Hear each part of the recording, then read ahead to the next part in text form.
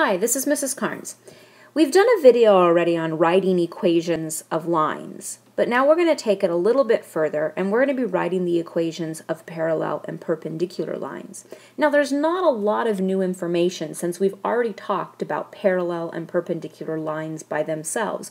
We remind ourselves that parallel lines have to have the same slope and different y-intercepts, and perpendicular lines have to have negative reciprocal slopes.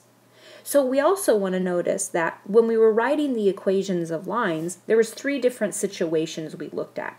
We looked at this case 1 where we were given a slope and a y-intercept. We looked at a case when we were given a slope and a point, and then we finally looked at where we were given 2 points. Now if you'd like to go back and review this video, that was the video on writing equations of lines. Let's go ahead and take a look at some examples of writing equations with parallel and perpendicular lines. In this equation, they want us to write the equation of the line in slope-intercept form that is parallel to the equation y equals negative 2x plus 3 and passes through the point negative 3, 5. So a couple things that we want to notice. First of all, we see the word parallel, and it's parallel to this line. So we know that parallel lines have to have the same slope. So I can automatically tell you that the slope that I'm going to need to work with is going to be the same as the slope that I see in that equation, which is negative 2. Now, if I want to run with that, a rise and a run, I could easily put a 1 underneath there. You don't have to, but it's the very same thing if you do. Now, I also then move to the next piece of information where it says, and it passes through the point negative 3, 5. Now, I remember that case 2, when we talked about writing the equations of lines, said that if you have a slope and a point, you can very easily write the equation of that line. So I'm going to say, well, then I'm going to use my x1, y1 point to be that negative 3, 5, because it has to pass through that point. So I now have a slope and a point. And I know that when I have those two pieces of information, I have to use the point-slope equation, which is y minus y1 equals m times x minus x1. When I plug in my values, I get y minus 5 is equal to negative 2 parentheses x plus 3, because it would have been minus a negative 3. Now, they wanted this in slope-intercept form, so very quickly, we already know how to go from point slope to slope-intercept. We distribute our negative 2 through. We get negative 2x minus 6, and then we add our 5 to both sides. And we end up with the equation y is equal to negative 2x minus 1.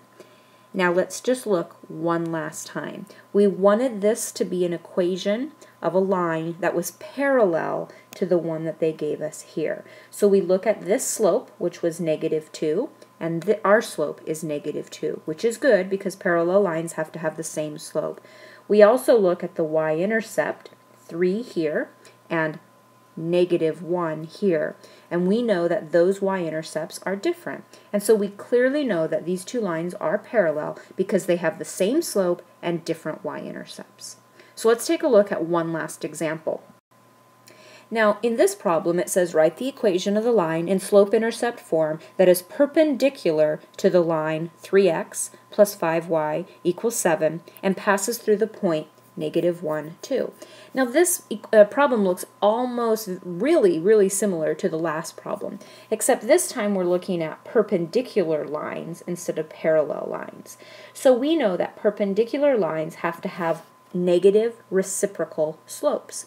So what I need to do is find the slope of this line and then find the negative reciprocal of it so that I can have my slope of the line that I'm trying to write the equation of.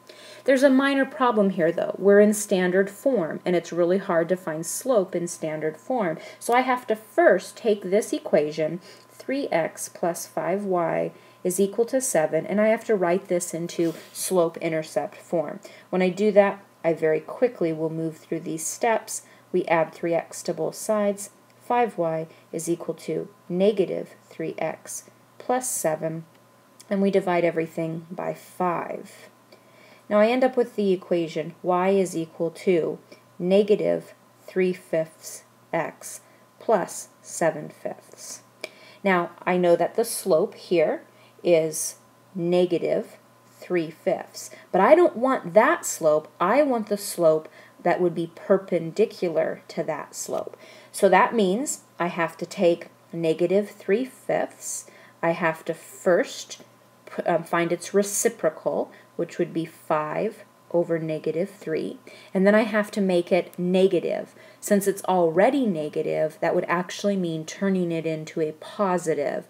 So my new slope that I'm going to use is going to be positive 5/3. That's the slope that I'm going to use. So I have my slope, 5/3. I also have my point x1, y1, which is negative 1, 2. Since I have a slope and a point, I'm going to use point-slope form, and I'm going to plug it in, and it will become y minus 2 equals 5/3 times x plus 1, because it was a minus a negative 1. Now once again, this is written in point-slope form. You know how to turn it into slope-intercept form by distributing that 5/3 through your parentheses and getting the y by itself. I'm going to let you continue with that because you should be very familiar at how to do that now. So basically you can see though that the process of writing the equation of a line, whether it's parallel or perpendicular, is really the same thing as any of the three cases when we talked about writing the equations of lines in general. The only thing you have to be careful about is you have to find your slope and your point. And once you find that information, then just use the formula, the point-slope formula that you're familiar with.